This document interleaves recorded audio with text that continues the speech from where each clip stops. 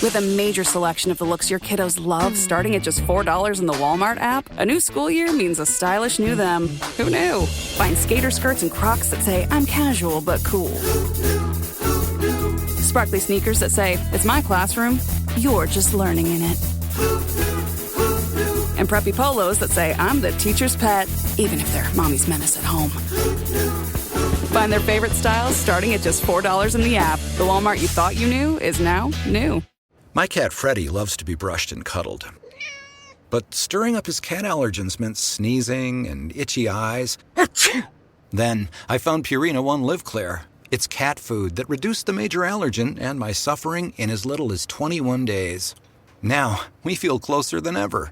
If you have issues with cat allergens, you really need to try Purina One Live Clear. Try new Purina One Live Clear today. Purina One, a difference from day one.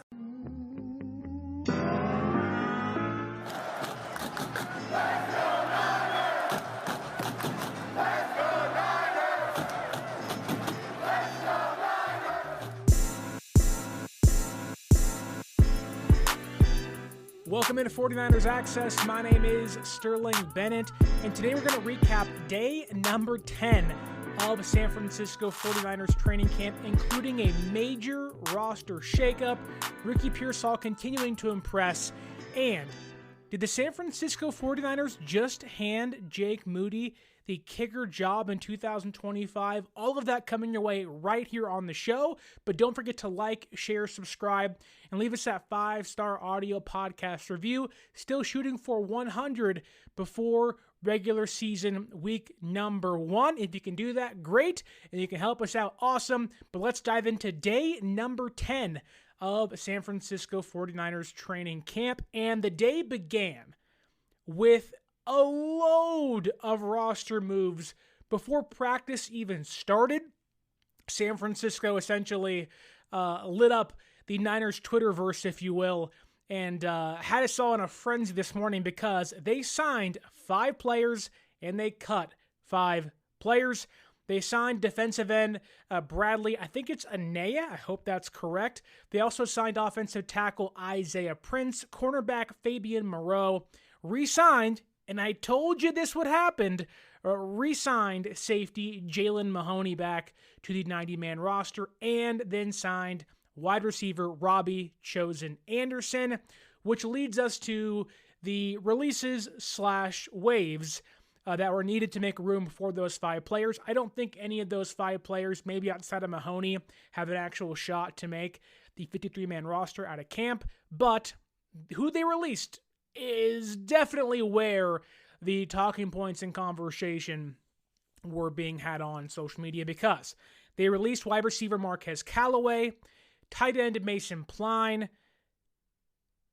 quarterback Tanner Mordecai, wide receiver Isaiah Nayor, and the big one, the doozy of the bunch, they released kicker Greg Joseph. Now, that's a lot to take in. I know a lot of people were upset as to why San Francisco released Isaiah Nayor. Now, a lot of these releases and signings, and even Kyle Shanahan talked about this in his post-practice press conference, that they're just trying to make room for people because they have joint practices and they have a preseason game where they don't have the luxury to keep, 4 quarterbacks and 2 kickers. They have to have defensive ends and wide receivers and offensive linemen to actually be able to play football at the end of this week. So a lot of these guys may find their way back on the roster after the game on Saturday against the Broncos. But right now, at this point in time, San Francisco has released Isaiah Nayor, Tanner Mordecai, and Greg Joseph. And I saw a lot of people questioning Tanner Mordecai. I'm not really shocked. I didn't even understand them signing a 4th quarterback in the first place, but Mordecai has not played well. He's not been good at all. So I do think he may find himself back in the roster as early as maybe Thursday, maybe Friday. I don't know how much they want Brock Purdy to play in the preseason, so having 3 other quarterbacks should help. I think they just want to get through and into joint practices, knowing that Mordecai can be in play as a backup, even if he isn't there through the next, couple of days of practice. So he may be signed back as early as before Saturday's game. The other guys, though, Isaiah Nayor, a lot of people were like, what the heck's going on? Why'd you cut him? Everybody was hyping up out of camp, and there was no padded practices, and he was the big standout, and this, that, and the other. That's exactly it. With no pads on, he was a standout. And he has a great physical build, and he's 6'4" and 200 pounds, and I get it, right? There's reasons to like him, to want to keep him around, and again, they may bring him back. But once the pads came on, not really someone that has stood out at all. He's kind of pushed back into the crowd and looked like any other receiver. Like, Pearsall's gotten better, right? Watkins has gotten better and emerged. Gage has remained consistent. Demarcus Robinson looks good. Even today, Tariq Owens had a bigger play than Neoris had since pads have come on. So he has kind of fallen by the wayside. He needs to play. He needs the reps, but San Francisco, I don't think, has the luxury of keeping him around. He didn't do much to kind of get in their good graces this early into his rookie season. So he was cut, not a shocking, but the big one is Greg Joseph, which means by cutting Greg Joseph, San Francisco has opened the door, has essentially given Jake Moody the kicker job in 2025. At least that's the conversations being had amongst the fans today. A lot of uproar. People are upset. They're angry. They're mad. I am not shocked at all by this move. I figured Jake Moody would win the job out of camp. But a lot of it does seem like back talk, or at least kind of two-faced by what the San Francisco 49ers are getting at of, like, we have to have actual preseason games, and those will be what decides who becomes the kicker. And I think it's always going to be hard, or it was always going to be hard, to find each kicker places or a time to make field goals and kickoffs and whatnot during preseason games. It's unpredictable. Your team could score no points. Your team could score 45 points. You just don't know. And I think it's almost better suited to let Jake get the first game, let Greg Joseph take the second game once guys get healthy, and then have those guys kind of battle things out if it needs to happen that way in preseason week 3. So I wasn't shocked by it at all. I predicted Jake, and I believe Jake will still win the job, even if Greg Joseph was on the team still. They can still sign him back. I think they will. I just think they are kind of pausing the competition for a short period of time to, again, give them the bodies to be able to do joint practices. Because last year, San Francisco had joint practices scheduled with the Saints, and everybody got hurt, and they couldn't do them.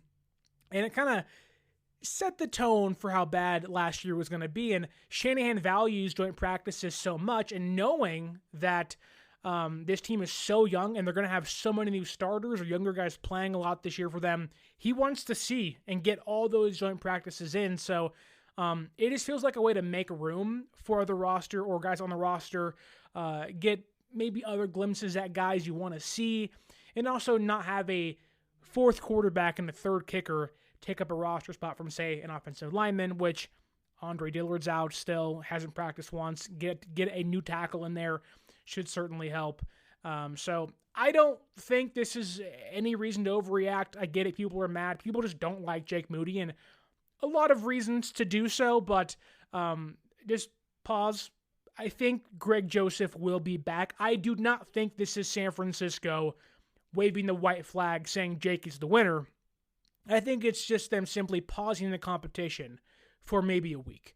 So you may get your wish. Greg may come back and may very well beat Jake. The big kind of conundrum was Greg Joseph has a one-kick lead over Jake in training camp. And again, training camp kicker stats are now a thing, I guess, amongst the fan base, which is crazy.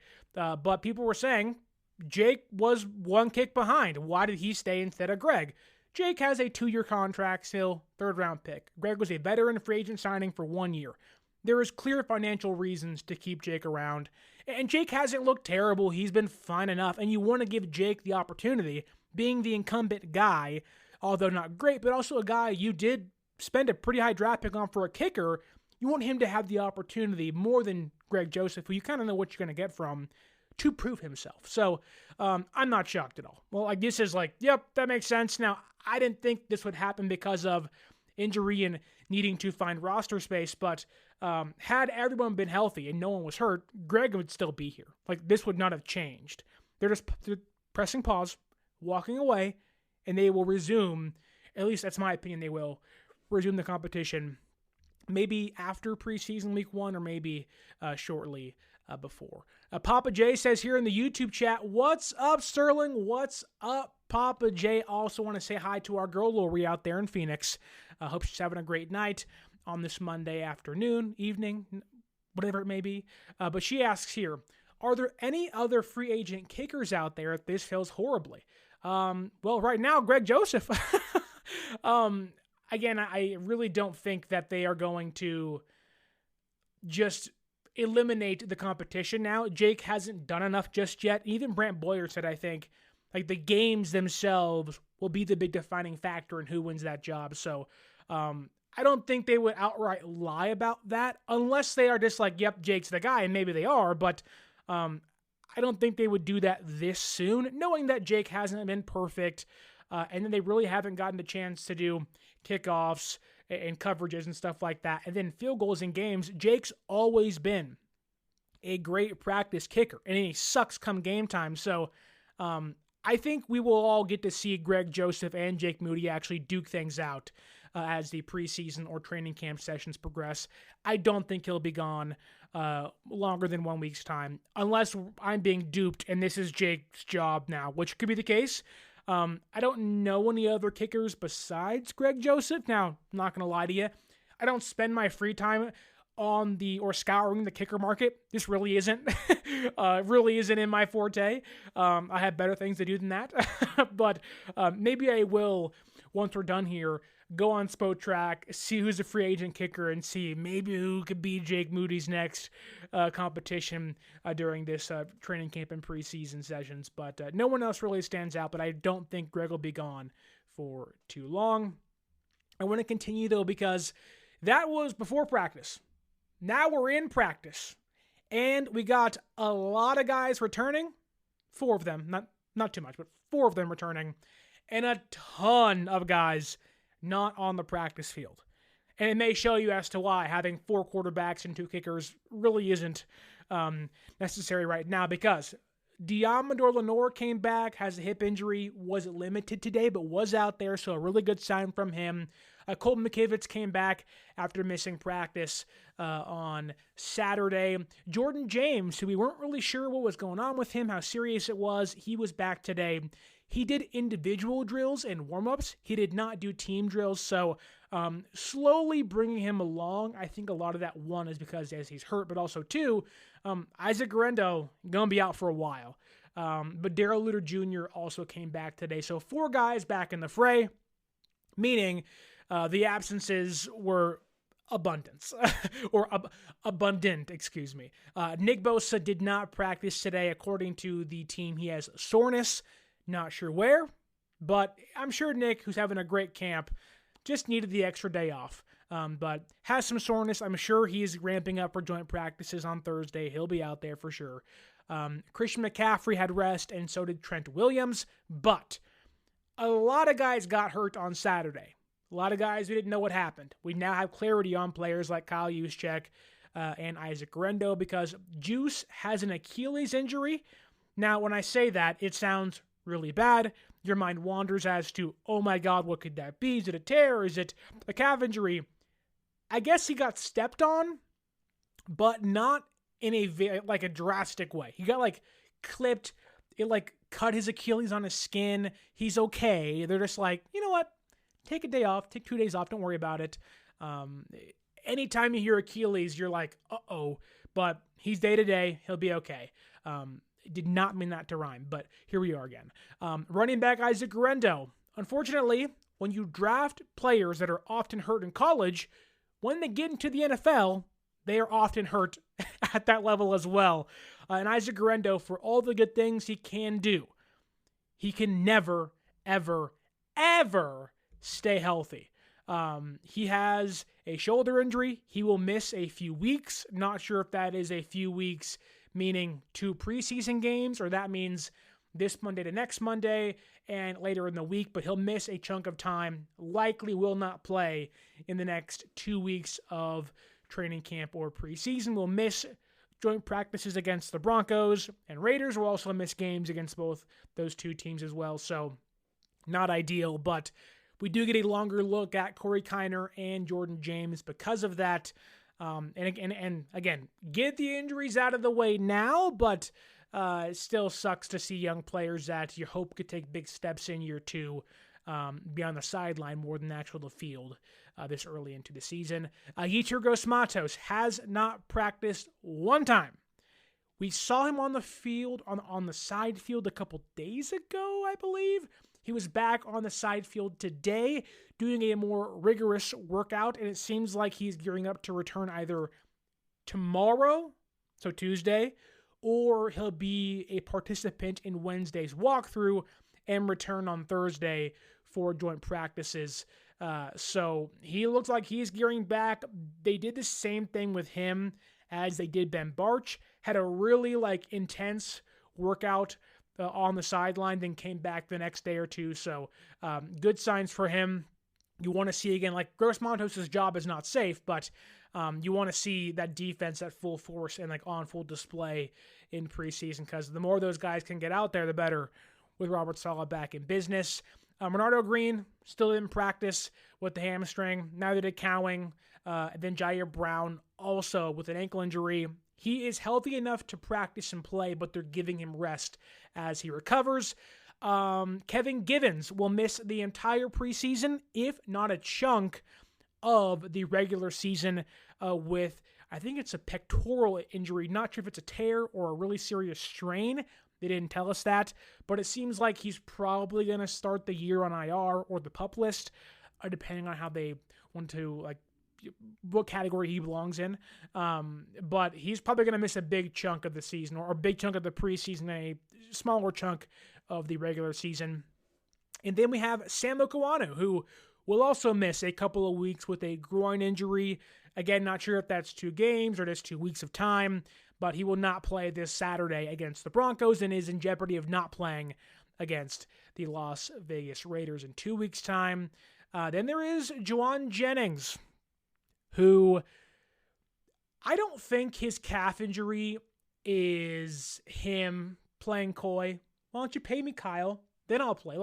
He's not going to pull a Seth Rollins at SummerSlam on Sunday and come out on crutches and have the brace on. Then as soon as he gets paid, the crutches are gone, the knee brace is off, and he's throwing it off. He's not going to pull a Kevin Nash in WCW and get out of the wheelchair with the broken cast on. He's not going to do that, right?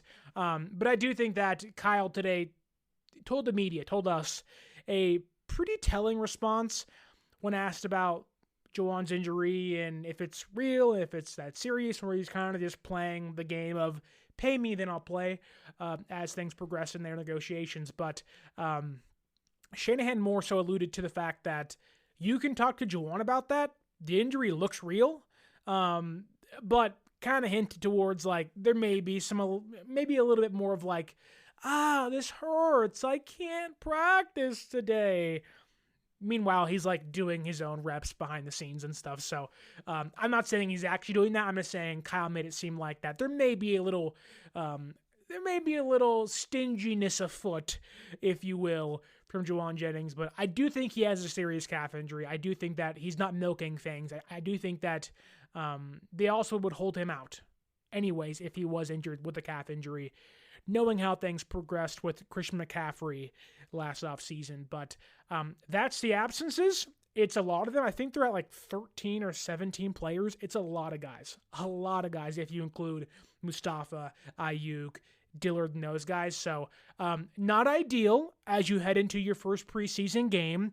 There are some rumblings that joint practices might be in jeopardy, which you never want to hear, hence why they signed those 5 guys today.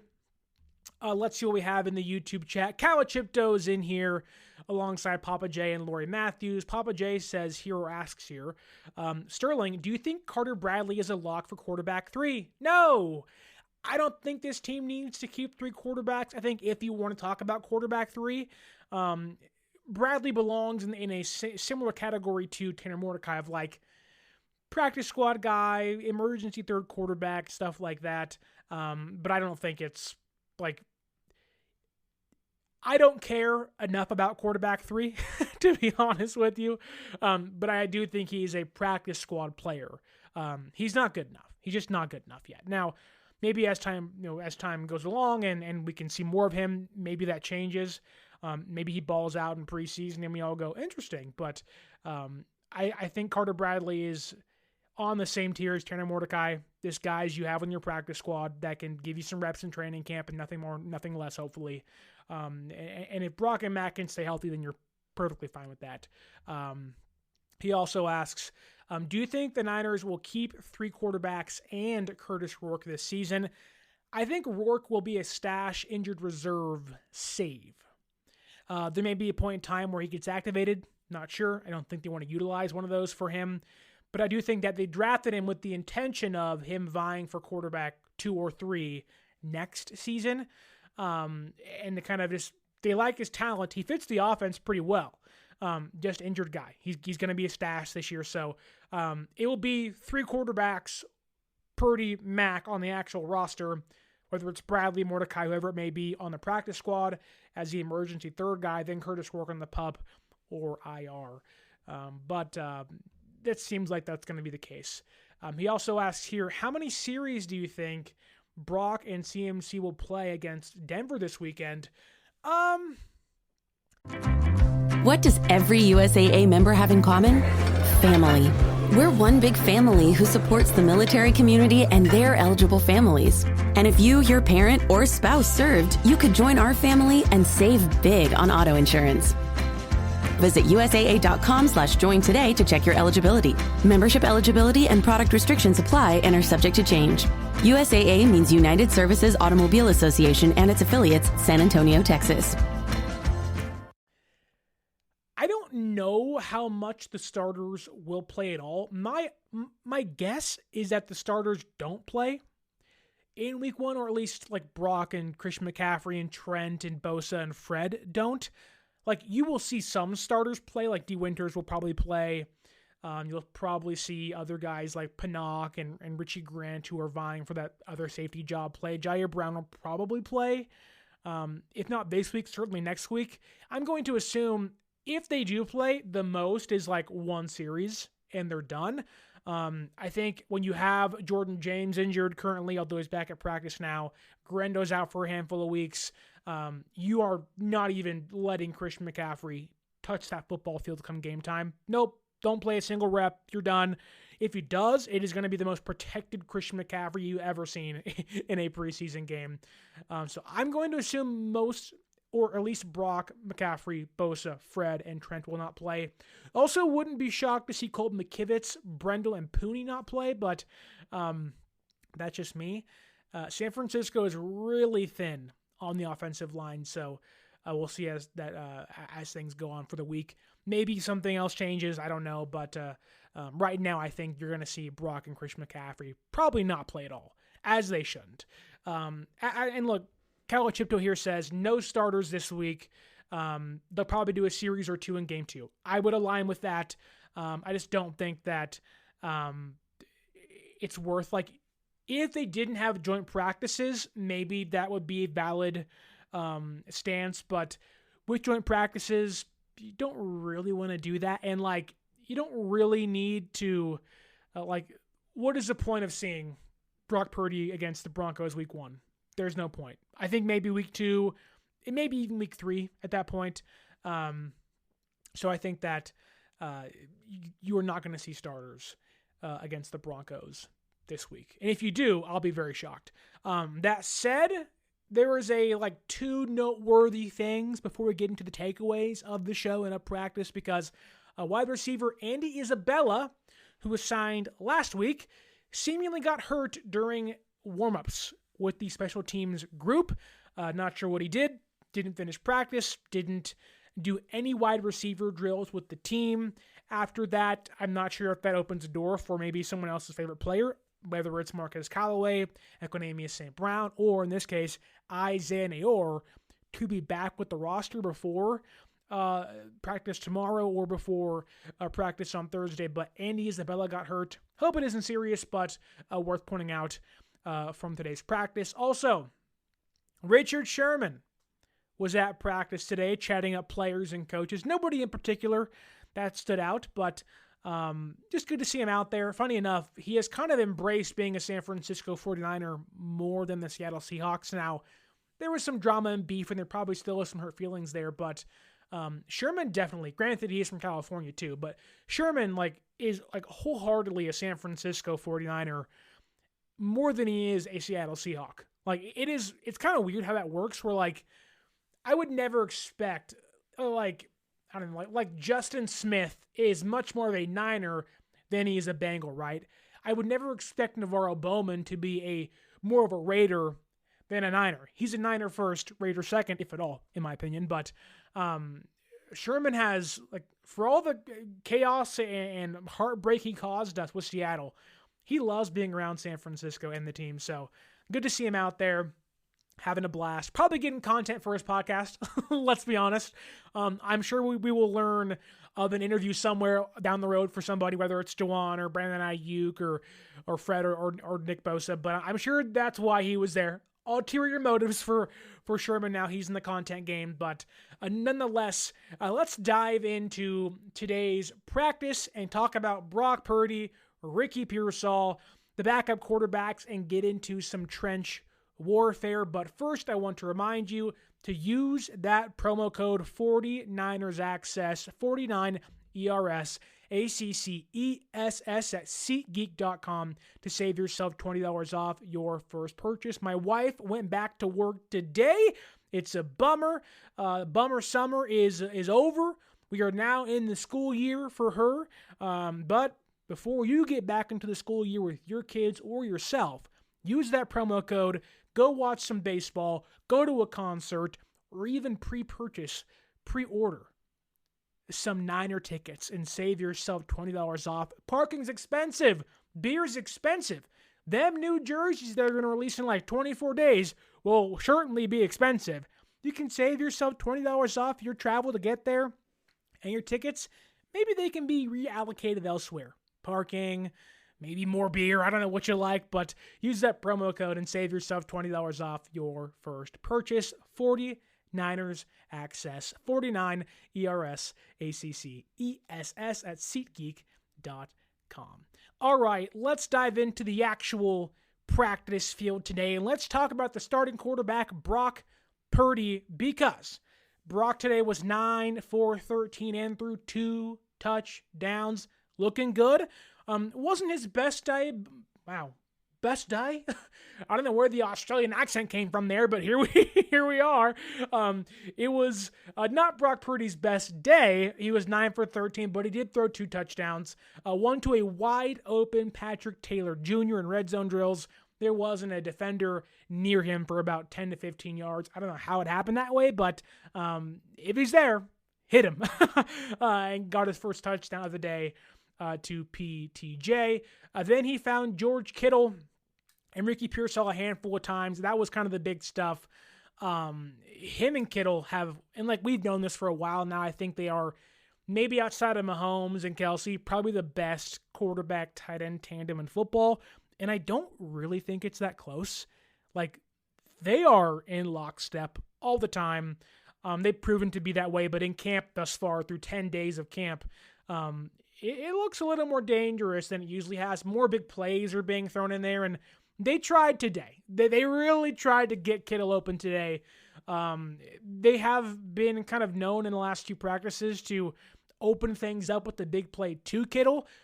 They tried it again, but this time it was a bootleg out to begin practice, and Bryce Huff was just right there. Would have blocked the pass, would have made Purdy readjust himself and kind of make the play off, but Purdy, again, it's practice, so Purdy kind of got around him, I guess, and then kind of threw off his back footish to Kittle. Warner was all over him, got the PBU. He was flexing out there, having a good time, but there is an intention to get Kittle involved in the practice offense. I'm hoping that translates over because no Ayuk and no Jennings and no Cowing and maybe no Robinson. George Kittle should be relied upon, not just throughout the entire year because he's great, but early on in that first 5-game stretch when, say, Jennings is still hurt or Robinson's out for a portion of time and Ayuk's on the shelf, you got to have your all-pro tight end out there making some plays for you. So I'm hoping they can translate, which they have had success doing it the last couple of seasons with Purdy at quarterback, but I want to see more of that. Make Kittle the focal point of the offense. Debo's gone. Make Kittle the new Debo. He is a mismatch for any defender. Like linebackers, safeties, cornerbacks, Kittle can beat them on a continual basis. So good to see. It seems like Kittle has been more involved this training camp than previous ones. So maybe an indication where things may be heading. If I was playing fantasy football, which I'm a 2-time champion, so I would buy stock highly. Like number 1 tight end is George Kittle this year. Now, don't keep my word on that, but if you're buying stock now, Kittle stock should become very expensive as the season begins and progresses. But the other big one is Ricky Pearsall.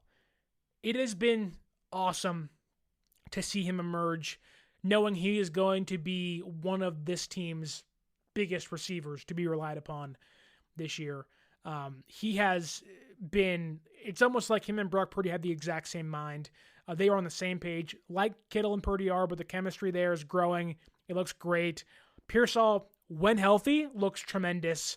Again, the routes are smooth. The cuts are just like crisp as can be. And he's not just like beating cornerbacks. Now, again, Lenore isn't out there. Green isn't out there. Like there's backups out there. So that may give you some more context as to why this is happening. But like he's beating guys by 5 yards.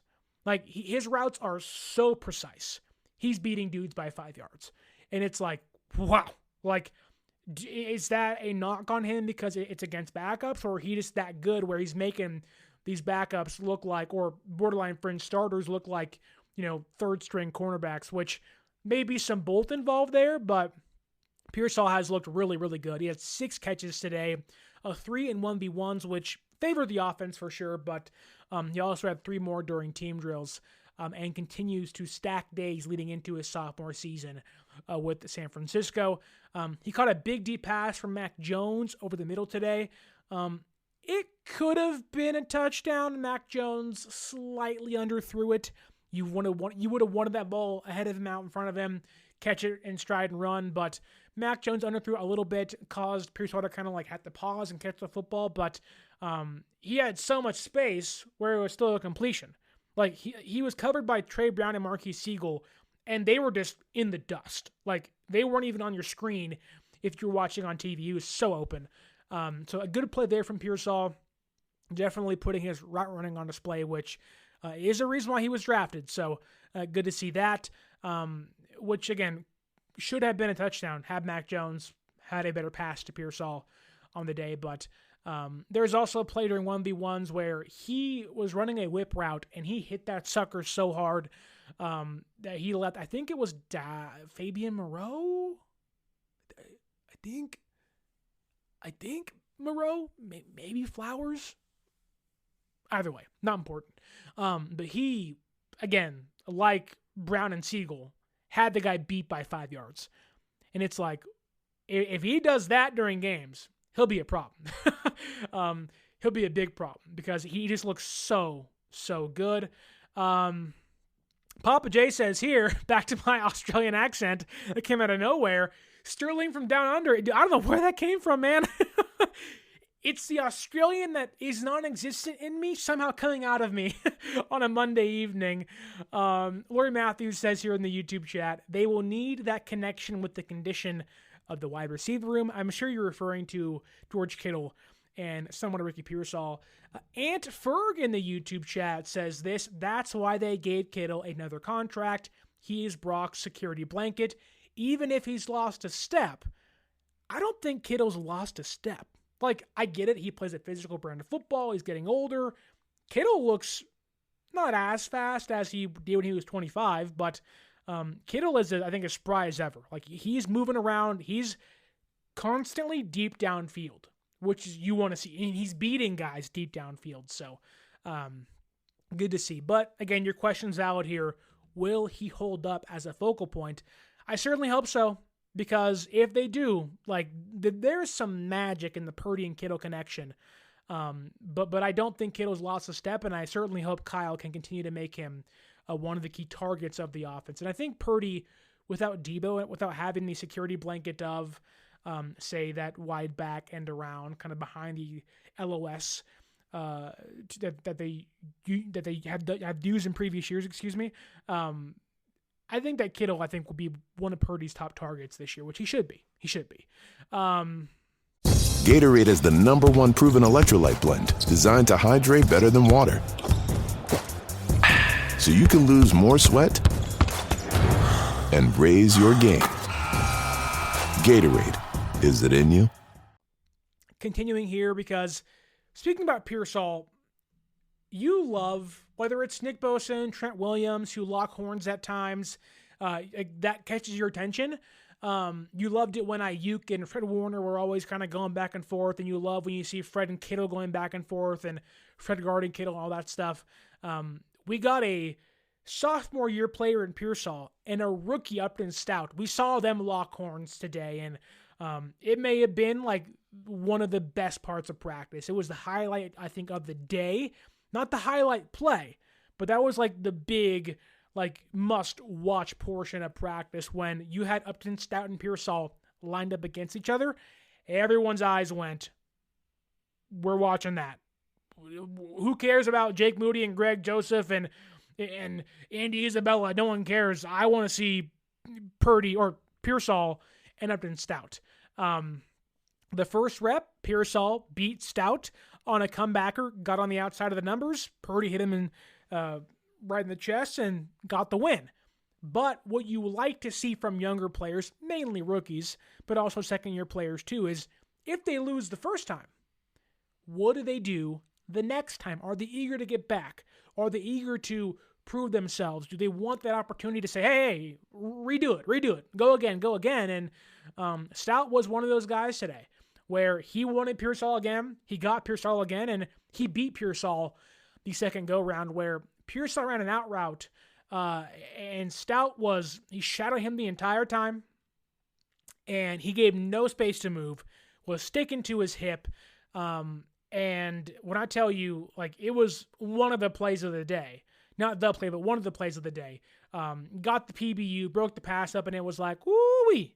Like, this rookie, will let you know when he's beat you, which is good to see. Fitz and Lenore and other guys in the secondary that you want to hear, and Fitz, that kind of chirpy, aggressive, smaller, undersized guy that they love out there in San Francisco. But also he can cover really well. And for a guy like Pearsall, who's having this big day and been probably one of the most impressive wide receivers, if not the most impressive wide receiver, to see a young player, a rookie, almost say, like, I want that guy. I'm going to shut that guy down. That to me is a message, and I think it shows. Like, Stout was also good in the run game today.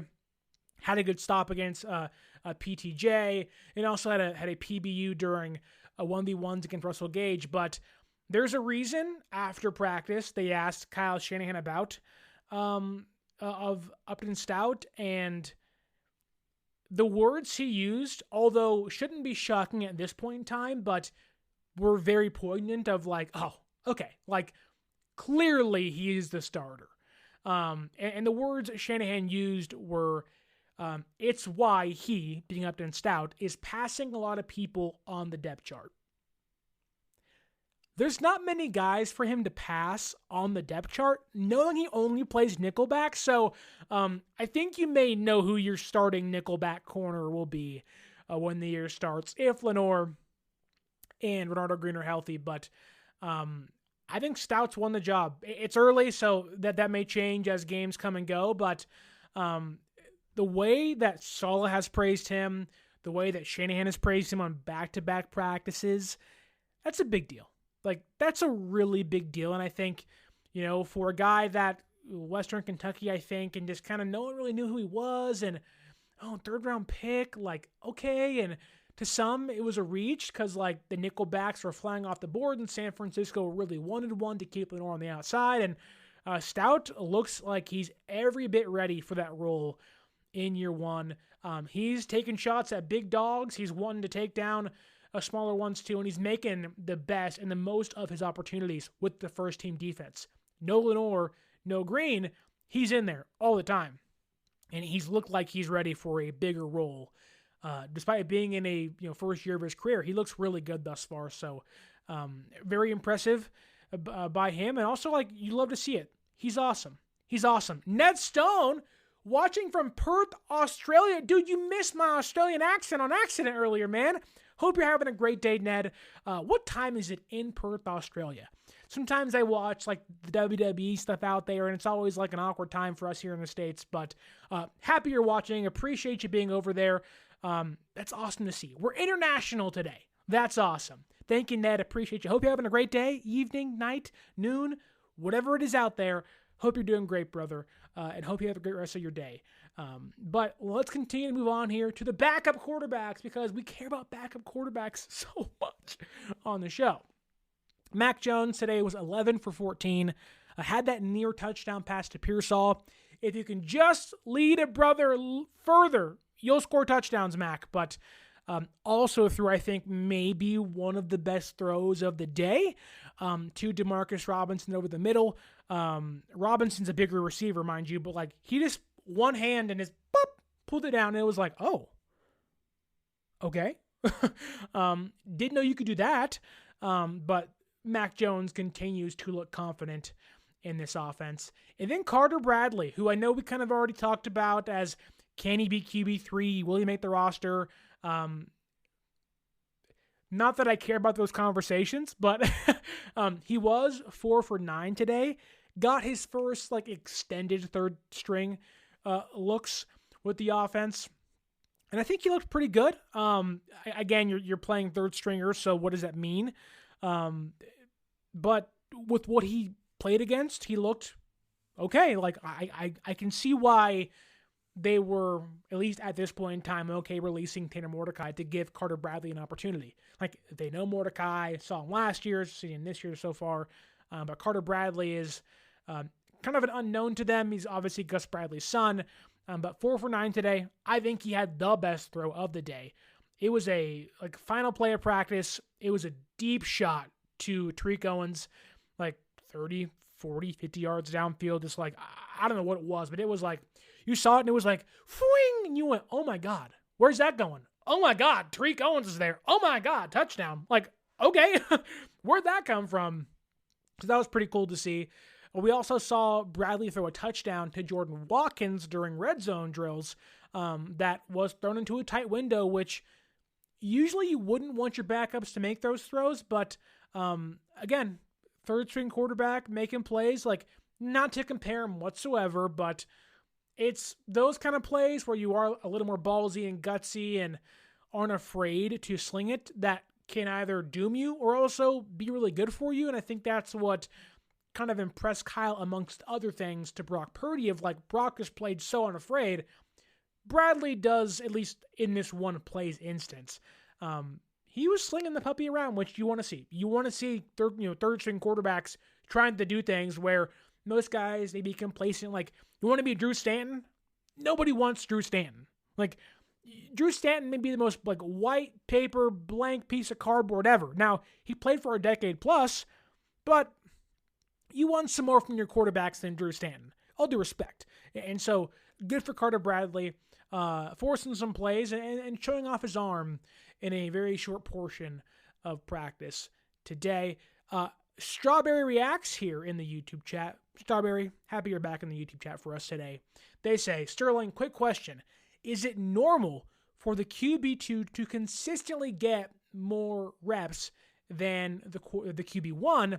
Just seems like Brock has less reps than Mac every day. It depends on the practice. I know sometimes Purdy has gotten either equal to or less. I also think a lot of that is because they just know Brock a lot more, and I think that there have been some running plays from Brock, which may take away from the throws, where Mac is more prone to throw the football compared to Brock. So I think knowing that, it may, so again, today, for example, where Jones has 14 attempts and Brock has 13. It's only one off. And one of those plays, again, It just one snap. Sometimes it just depends on, did you score a touchdown? How many plays were involved in there? So I wouldn't look too much into that. It's not a common thing for a quarterback to consistently have more reps than the quarterback one. Usually that would be the reverse of that, and quarterback one gets more reps. But having been there for a handful of years and seeing him in person, like, I'm not shocked. Like, sometimes Brock would just not, take last year, for example. Like, you would see Joshua Dobbs and you would see Brandon Allen at times getting more reps than Brock.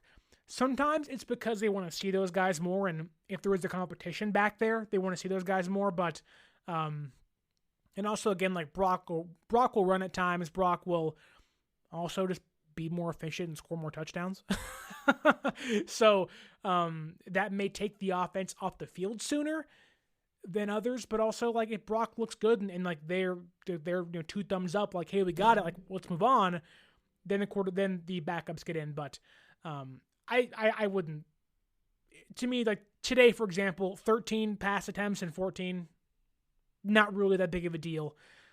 Sometimes it's in move the ball drills, they do, like, you have 4 down. So say Brock gets the first down on pass 2 and then scores on pass 11, but Mac Jones takes 2 extra plays to get a first down, and then boom, there's your difference there. So it's just like a normal game of football. It may take one team 20 plays to score. It may take one team 1 play to score. Same thing as that. But good question. If you aren't there at training camp, you wouldn't know that. So it's a good question and happy to answer for you. So thank you for the question, Strawberry, in the YouTube chat. But let's get to the trenches. And we have a defensive-heavy, rookie-laden takeaway for you, because no Nick Bosa, no Sam Ekwonu, no Yetur Gross-Matos, not much from Bryce Huff today. There was no Trent Williams out there. It is a defensive focused, and we have 3 of their defensive line draft picks to talk about. And let's kick things off with the most impressive one thus far, that being C.J. West. Got some first-team reps for the first time today alongside alongside Kalia Davis, because Kevin Givens was not at practice because he's hurt. So good to see there for West, finally getting some first-team reps and getting out of not having to beat Drew Moss and Connor Colby and Drake Nugent over and over and over again. Now get some real competition, some starting caliber competition to go against. And he beat Jake Brendel, which maybe won't shock many of you out there, but he beat Jake Brendel. It wasn't as easy as, Colby or Drew Moss were, or is at times, and Zach Johnson and those, like, lower level offensive linemen. But West beat Jake Brendel off the rip, was strong, powerful, moved him back and kind of got around him. That was good to see. And then also, funny enough, speaking of Drew Moss stonewalled him and stood him up during one of their drills, and then later West got him back. So there was some give and take on the day, but wherever he lost, he came back and beat the guy later. But it's good to see, like, when veterans that likely will be just placeholders get hurt. Like, take last year, Dominic Puni, for example. He was not supposed to start. It was John Feliciano's job. Burford was the backup. They didn't know if it was going to be Burford at tackle or right guard or left tackle or left guard, or if Puni would play right tackle, or, like, they didn't know, right? Feliciano gets hurt, misses the entire season. Burford gets hurt early, breaks his hand. Then boom, it's Puni's job, never gives it up, and here we are. So I'm not saying West is on that trajectory, but with Kevin Givens missing a portion of the regular season with the pectoral injury, there is a job up for grabs, and Jordan Elliott's job isn't safe. Evan Anderson's job's not safe. So if West continues to play well and get first-team reps and prove he can do this against the starters, there is a fast track to being a starter for CJ West, maybe on the table. This episode is brought to you by Indeed. When your computer breaks, you don't wait for it to magically start working again. You fix the problem So why wait to hire the people your company desperately needs? Use Indeed's sponsored jobs to hire top talent fast. And even better, you only pay for results. There's no need to wait. Speed up your hiring with a $75 sponsored job credit at Indeed.com/podcast. Terms and conditions apply. For him as early as right now. So that's good to see. I will give Drew Moss a shout out. I think, although I'm not very high on him, he's a strong dude. Like, he has stonewalled West a handful of times. Not a lot, but, you don't go against, in 1v1s a lot. You're kind of rotating against different guys. And so to see him take a guy who has had a really good camp thus far in West and has beat guys with his power, Purdy and Brendel, among those guys, you see West go against Moss, and Moss just stands him up, and you're like, there's something there. I don't know what that is.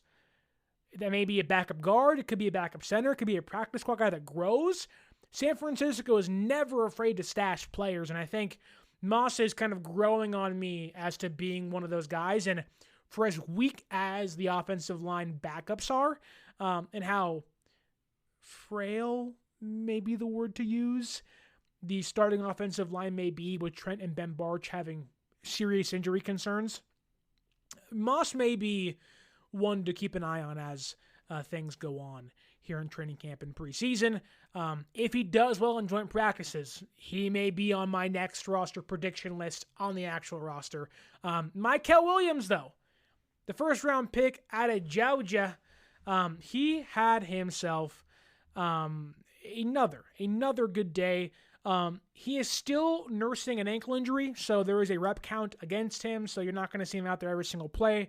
Hopefully that's cleared up by Thursday and by Saturday, because I think fans want to see him out there a lot in the preseason debut. But he's starting to show a little bit more of a pass rushing plan where, like Alfred Collins and CJ West, it's a lot of power. It's strong, long-armed, get inside your pads and push it back. Whereas today, although I do think Mykel has a more expansive pass rushing tree, if that's the word you want to use, then people want to give him credit for. He just is so strong where he relies on that a lot, where if you can bully guys, that'll be your default move. So, but today, used the slim move to get past Zach Johnson, which again may not mean much, but he's also rushing from the inside. So Mykel right now continues to be a very impressive interior pass rusher, which I think, again, will be his role on third downs. And I think, as the beautiful thing about Mykel is that he can play first and second down on the end. And if he continues to set the hard edge, he will be a third down player, a 3-down player this year, bar none. He's going to start on base downs for sure.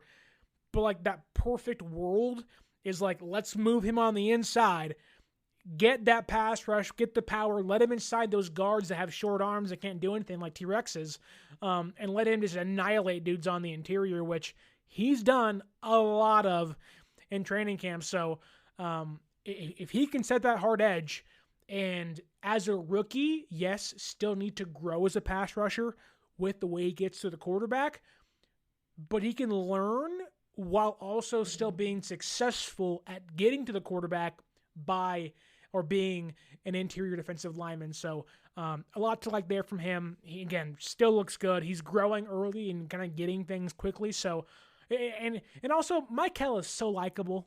Such a kind dude, always smiling. He's fierce. He's intimidating, but he has that big, bright smile. You say, man, I want to be and hang out with that guy. That guy seems really kind of nice. So San Francisco, although not actual game time yet, in a very small 10 training camp day sample size, it seems like they got a good one. A really good one that has a high potential. Then Alfred Collins, a guy that has had a lot of bumps on his record already as a rookie. But he's starting to show signs of that second-round talent that, maybe just needed to get healthy to begin the year. But he's starting to show more than just power, where his game is being big, space eater, lane clogger, just power, take on double teams. he's starting to show a better attack as a pass rusher. And also, the biggest thing with him, which is like the one thing everybody, their mom, their dad, their cousin, their uncle, their funkle, it don't matter who it was, they were saying, Alfred Collins can be really good, but he's got to get that pad level down. And you can tell. I was there a couple years ago, and Chris Kocurek would yell, ass down, ass down, ass down, telling these guys, get down. Get down. Like, you need to get your pad level down. And so you can tell Kocurek has been in his ear yelling at Alfred Collins, ass down, ass down, ass down. And definitely working on him, because today his pad level was much lower and allowed him to just annihilate Drake Nugent, just get right by him with ease. And it was like, oh, okay. Like, if you can do that at a consistent rate, opposing offensive lines are in trouble now. It's Drake Nugent, it's not Pooney or Barch or other, like, it ain't Philadelphia's offensive line, mind you, but they're kind of bringing him along pretty slowly, which is fine. But as a pass rusher, or even as a run blocker, if you can get low, gain leverage, he's a really big dude. It's hard. He does not have natural leverage, but if he can get low to the ground and get under people, man, like, there's a really special talent in Alfred Collins. You want to see a better motor at times, but get that pad level lower. Like, to me, one of the big issues with Collins has been, without knowing his mentals yet, it's like, do you have that perseverance to keep pushing when you lose the first time? And I think for Collins, one way to eliminate that is don't lose the first time. And one way to do that is get your pads lower. If you win and he knows he's winning, he'll keep going and going and going. Now, you want to clean up, not pushing after you lose, but if you get a guy with confidence of like, I can beat anybody, and I'm so strong and I'm so big, and if you can get your ass down, get some leverage, Collins could be a problem for the offensive lines this season. So good to see there. Then to end today's show, Bradlee Anae, the new guy, signed this morning, yesterday, kind of out of nowhere. He didn't come in for a workout. He wasn't around. Just boop. He's a San Francisco 49er. He worked with the third unit, the third team defense today primarily, and he had what seemed like 3 would-be sacks. So, a lot there. That's a lot of sacks for your debut, if you will, for Bradlee Anae, but a good first day, a really impressive first day for the new defensive end.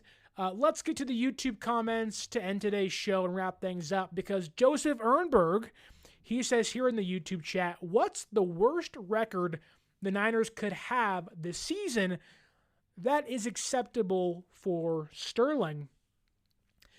Well, I'll say this. You need to make the playoffs. That's like a guarantee. You cannot have McCaffrey, Kittle, Warner, Bosa, and Lenore, all these highly paid guys, pay Purdy. Hopefully he gets back healthy, but like, the talent is still evident on the roster. It may be younger than it usually is and unproven compared to previous teams, but this year, similar to the previous couple years, is playoff or bust, albeit the expectations are not Super Bowl or bust anymore, at least in year one of this new kind of retooling. It certainly is playoff or bust. Now, does that mean they go, 12-5? Awesome. I would love that. I think the lowest I would take is be above 500, be 9-8. But that has to equal going to the playoffs. And if you're 9-8, you can't be a one and done. Like, you have to be a scary 9-8, go into someone's place and beat them. So now, personally, I would like to hold them on or more accountable. I think they'll be 10-7 this year. But if they're 10-7 and are a wild card team, cool, awesome, great. But I think anything under 500 is bad. If you're 8-9, you're 7-10, no, like, that can't happen unless someone gets hurt. Like, if Purdy gets hurt, if McCaffrey goes down, or Kittle, like, if like a really important player goes down, then the expectations should change. But if they're healthy for the most part of the year, you better be above 500 this season. 9-8 at the worst. And a playoff run has to be in there. It doesn't have to be an NFC title game, but wild card win, 9-8, that's okay. Let's see what we have here. Strawberry Reacts says this. Sterling, which starters do you think play on Saturday in the actual game? Let's see. You're going to see guys competing for jobs play. So Trey Brown will play. Upton Stout will play. Let's see. Pearsall will probably play. They don't have many receivers, so he should play. Demarcus Robinson will probably play. At least that's my assumption. Everybody else in that room should play. Kittle won't play. Purdy shouldn't play. McCaffrey shouldn't play. I'm a little torn on the offensive line because Shanahan talked about Ben Barch and Nick Zakello being in competition, but then Miyoko said, that's wrapped up, it's over, so I'm not really sure there. I think the defensive line doesn't really have any bona fide starters besides Nick Bosa. Maybe Bryce Huff doesn't play. D. Winters should probably play. The safety room will all play. I think everybody but Brock, McCaffrey, Kittle, Trent, Brendel, McKivitz, and Pooney. So 7 offensive starters won't play. And then defense is just Bosa and Warner, I think. And then guys are hurt, so whatever. But I think those are the guys that will play. It shouldn't be too many guys that don't play. Let's see. Who else do we have in the YouTube chat? Papa J says here, the word of the day is nepotism. Tell Carter Bradley that. Man, oh man. Let's see what else we have here. Joseph Ehrenberg says this. They are going to go 15-2 and win the Super Bowl. Joseph, I like the optimism. I don't agree with you, but I like where your head's at. I really appreciate that. And then we also, let's see what we have here. Joseph also says here, I really want to see how Corey Kiner does. Yep.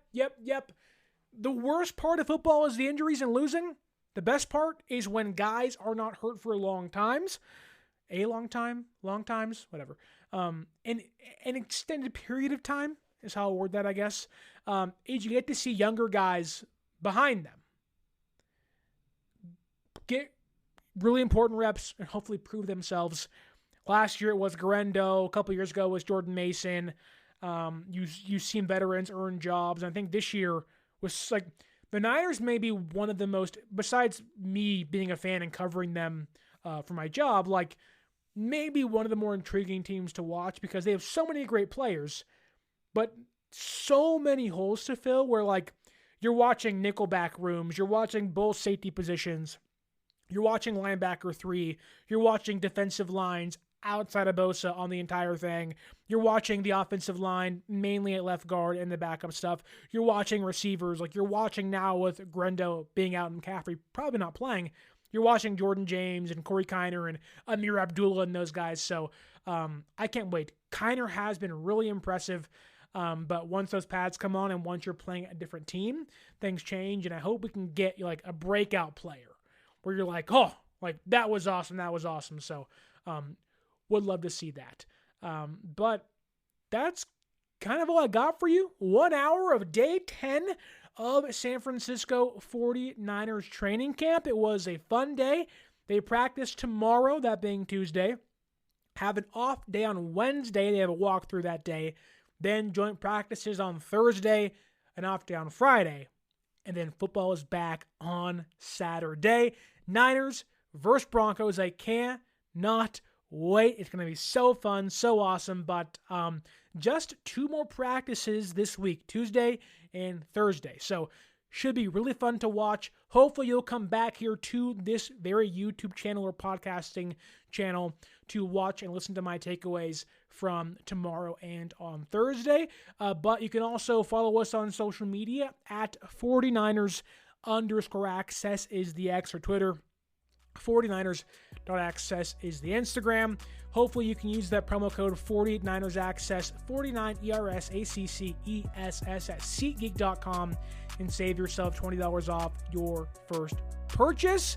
And that said, I want to thank Lori Matthews, Papa J, Strawberry Reacts, Joseph Ernberg, Cowwood Chipto, many, many more in the YouTube chat. I'm going to keep going up and get to every single one of you on here. If I miss you, I'm sorry. Ned Stone out there in Perth, Australia, and Ferg as well. All of you are great. I appreciate your time, and thank you for watching on a Monday evening, afternoon, or night, wherever you may be. Enjoy the rest of your Monday.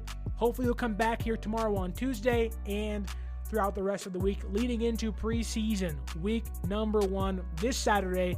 Niners, Broncos, Dre Greenlaw, Talanoa Hufanga back in the Bay, and Mike McGlinchey back in the Bay for the first time since their departures. But until then, my name is Sterling Bennett. Enjoy the rest of your Monday, and as always, until next time, stay faithful.